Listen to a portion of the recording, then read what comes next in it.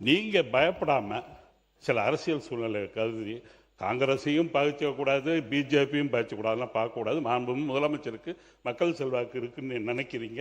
ஏன் பயப்படணும்? நம்மளுடைய முதலமைச்சருடைய பயணத்தை யார் முடிவு பண்ணணும்? முதலமைச்சர் அலுவலகம் முடிவு பண்ணணும், முதலமைச்சர் முடிவு பண்ணணும். அங்கே இருக்கிற கர்நாடகா சீஃப் மினிஸ்டர் சொல்கிறாரு 3ஆம் தேதி தமிழ்நாடு சீஃப் மினிஸ்டர் வர்றாருன்னு சொல்கிறாரு. நான் எந்த அவமானத்தையும் தாங்க தயாராக இருக்கேன்னு சொன்னார். அவமானப்பட வேண்டிய அவசியம் இல்லை. அப்படி முதலமைச்சர் அவமானப்பட்டால் தமிழ்நாட்டில் ஒவ்வொரு குடிமகனும் அவமானப்படுறோம். 20 நிமிஷம் ஆச்சு. ஐயோ அந்த முடிச்சு நன்மை போகல, ரொம்ப போகல. இந்த உள்ளாட்சித்துறை மிக முக்கியமான துறை. நான் உள்ளாட்சித்துறை அமைச்சர் கவனத்துக்கு கொண்டு நல்ல மந்திரியாக தான் இருக்கார், பழக்கம் இல்லை, நல்லா பேசி சமாளிச்சிடறாரு. அந்த பத்திரிக்கையை கண்டால் தான் ஏன் இப்படி வேகமாக போகிறாருன்னு தெரியல. பத்திரிக்கை கண்டால் கிட்டுக்கிட்டு போயிடுறாரு. எந்த பத்திரிக்கையும் பதில் சொல்ல மாட்டேங்கிறாரு. அது ஒரு புது டெக்னிக் தான். அதுக்கு தான் நம்ம ராஜ்மோகன் அண்ணன் இருக்கார். ரொம்ப அவர் சொன்ன அந்த பேட்டியை நான் படித்து ரசித்தேன். அது என்ன சொல்கிறாரு, புஷி ஆனந்து ரொம்ப தீவிரமாக அந்த ஆய்வு பண்ணிக்கிட்டு இருக்காரு. அந்த காவிரி சம்பந்தப்பட்ட ஃபைலெல்லாம் படிக்கிறாரு. அதனால் அவரால் பத்திரிக்கை சந்திக்க முடியல. அது மட்டும் இல்லை, அடிக்கடி கூட்டம் போட்டுக்கிட்டு இருக்காரு. ரொம்ப அழகாக சொன்னார். அது பரவாயில்ல, அதை பார்த்துக்கிறேன். உள்ளாட்சித்துறை என்பது அப்புறம் அண்ணன் சொன்னாங்க, ப்ரெஸ்ஸெல்லாம் பார்த்து ஓடிடுறேன் அப்படி இப்படின்னுட்டுன்னு, வேகமாக நடக்கிறேன்னுட்டுன்னு. ஆனால் நீங்கள் தான் ஒரு தனியாக ஒரு நிறுவனமே வச்சுக்கின்னு நீங்கள் இப்படிலாம் கேள்வி கேளுங்க, இவங்களை எப்படியாவது விடாதீங்க, ஏதாவது இடக்கு முடக்கா கேட்டு அதை எப்படியாவது ட்ரோல் பண்ணலான்ற ஒரே ஒரு நோக்கத்திலே தான் இந்த ப்ரெஸ் எல்லாம் நீங்கள் கேள்வி கேட்க விட்டே எங்கள் ஆளுங்களை கேட்க விடுறதே உங்கள் வேலையாக இருந்ததுன்னா, இதுக்கெல்லாம் நாங்கள் ஓடலை, பயப்பில்லை.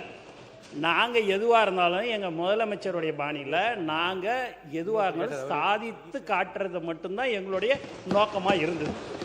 அதனால் ப்ரெஸ்ஸை பார்த்தெல்லாம் ஒன்று எதையாவது ஒன்று அவங்க கேட்பாங்க ப்ரெஸ்ஸு, இன்னும் இப்போ நீங்கள் நலத்திட்ட உதவி கொடுத்தீங்கன்னா அதை மட்டும் சொல்லிட்டு போயினே இருங்களேன்னுவாங்க. அப்படி மைக்கை நீட்டும் போது மற்ற 2 கேள்வி எங்கள் அண்ணங்கள்லாம் சொல்லி அனுப்பிச்ச கேள்வி அவங்க அப்படி கேட்பாங்க. அதில் எந்த மாற்று கருத்தும் கிடையாது. இல்லைன்னா ப்ரெஸ் எல்லாமே நண்பர்கள், நல்லவர்கள், எல்லாருமே அவங்கள நம்ம தப்புலாம் வந்து சொல்லலை. இன்னும் இருந்தாலும் ஒரு 70-75 வருஷம் 50 வருஷமாக உங்களோடையே அவங்க ட்ராவல் பண்ணிட்டாங்க. இப்போ எங்களோட இனிமேல் இப்படி தான் ட்ராவல் பண்ணுறாங்க. அதனால் எங்களுக்கு அந்த பயம்லாம் இல்லைன்னு. எதுக்கு தேவையில்லாமல் எதுவும் பேசக்கூடாது, போனால் வேலையை முடிக்கணும், மக்களுக்கு என்ன தேவையோ அதை செய்யணுன்றது எங்கள் முதலமைச்சருடைய அறிவுறுத்தல். அதுபடி நாங்கள் இருந்துன்னு இருக்கிறேன்னு. அதுக்கப்புறம் அண்ணன் இந்த எஸ்சிலாம் சொன்னார். அதெல்லாம் எங்கள் அண்ணன் 5 வருஷமாக இருந்தீங்க, அதெல்லாம் விட்டுட்டு நாங்கள் வந்து 100 நாள் தான் ஆகுது. சி போடுன்றீங்க, எஸ்சியை போட்டால் போதும், சிஏ ப்ரமோஷன் போட்டால் போதும், உடனே ஒரு புக்கில் உடனே ஒன்று வச்சிடுறீங்க வேலை, உடனே அதை பண்ணமா. எங்களுக்கு அதுக்கு சம்மந்தமே இல்லை. இப்போல்லாம் டெண்டர்லாம் நீங்கள் பார்த்தீங்கன்னு வச்சுங்க, எந்த கான்ட்ராக்டுக்காரன்னு கூட எங்களுக்கு தெரியாதுண்ணே. உண்மையாக சொல்கிறேன், எங்களுக்கு எந்த கான்ட்ராக்டுக்காரர் யார் ஏது ஒன்றும் தெரியாது. யாரோ எடுத்துக்கிறாங்க, யாரோ பண்ணிங்க. லோவில் போட்டால் செர்த்தான், கம்மியாக பண்ணி எடுத்துக்க, எதையாவது பண்ணி எங்களை ஆளை விடு. நாங்கள் எங்கள் முதலமைச்சர்கிட்ட எந்த ஒரு கெட்ட பேரையும் வாங்கிக்கக்கூடாது, மக்களுக்கு செய்யணும். அந்த ஒரு நோக்கத்தோடு தான் நாங்கள் இருக்கிறோம்ன்றது சொல்லிக்கொள்ள ஆசைப்படுகிறேன். நன்றி மட்டும் சொல்லி முடிச்சிடணும். அதுக்கு மேலே நான் பேச அனுமதிக்க மாட்டேன். நன்றி. இல்லை, ஒன்றும் இல்லை, போதும். அதனால் ஒன்று அமைச்சர் வந்து தப்பாக எடுத்துக்கிட்டேன். அது ஒன்றும் இல்லை, சும்மா வேகமாக நடந்து அதை சமாளிக்கிறான்னு தான் சொன்னேன்.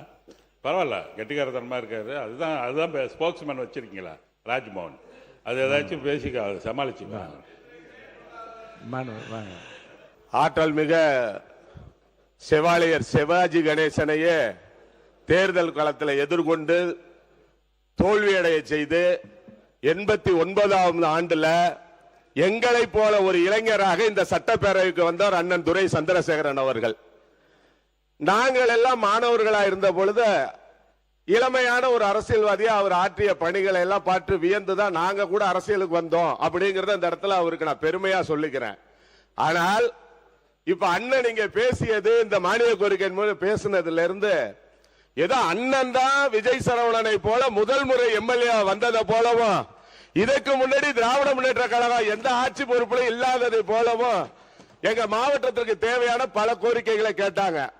அதில் அண்ணனுக்கு ஒரு நன்றி சொல்லணும். பல்வேறு காவிரி வடிநில் கோட்டம், வெண்ணாறு கோட்டம், இதையெல்லாம் பற்றி பேசி வரும் பொழுது எல்லா இடத்திற்குமான பல்வேறு மதகுகள் சீரமைக்கிறது, ஆற்றுடைய தூர்வாடுறதை பத்தி எல்லாம் பேசினாங்க. அண்ணனுடைய கடந்த 5 ஆண்டு காலத்துல எவ்வளவு பெரிய திட்டங்களை எல்லாம் தீட்டி இருக்க முடியும். ஏன்னா அண்ணன் திராவிட முன்னேற்ற கழகத்தின் மாவட்ட செயலாளர், வலிமை மிகுந்த மாவட்ட செயலாளர், எவரையும் எளிதில் கவர்ந்து விடக்கூடிய. இப்ப சொன்னார் தலைவரை நாங்க சந்தித்தோம்னா 4000 கோடியை வாங்கி வந்தாங்க எங்க வருவாய்த்துறை அமைச்சர்னு.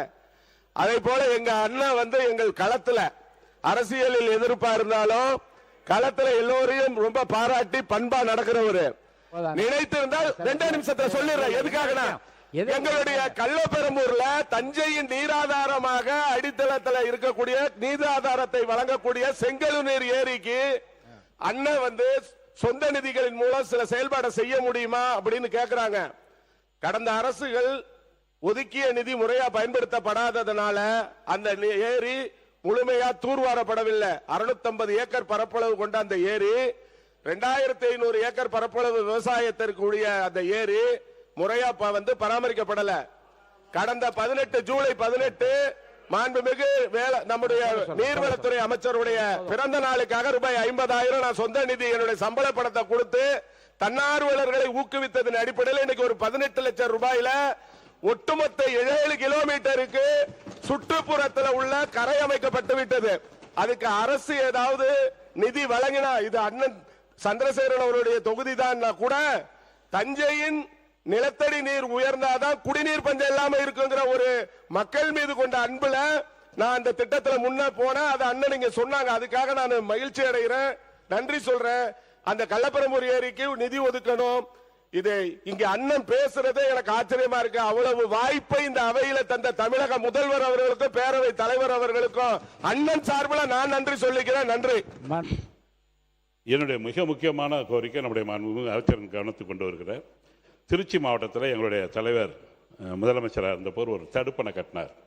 அந்த தடுப்பணை கட்டணத்திற்கு பிறகு இந்த திருச்சி மாவட்டத்திற்கு மேற்கு இருக்கிற பகுதிகள் நிலத்தடி நீர் மிக செறிவாக ஏற்பட்டு பல கூட்டு குடிநீர் திட்டங்கள் சிறப்பாக இயங்குகிறது.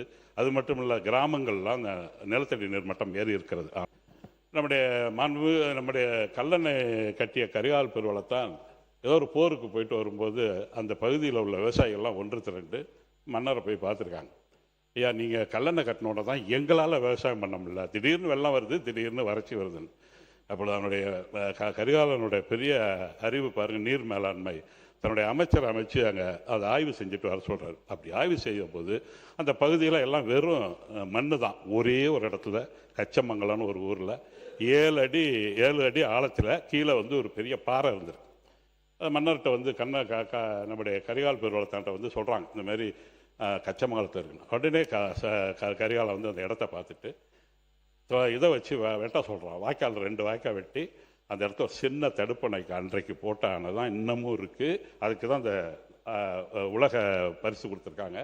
என்ன சொல்கிறேன்னா, 2 வாய்க்காலை வெட்டி கரிகால் ஒன்றுக்கு பிள்ளை வாய்க்கால்னு பேர் வைக்கிறாரு, ஒன்றுக்கு ஆனந்த காவிரின்னு பேர் வைக்கிறாரு.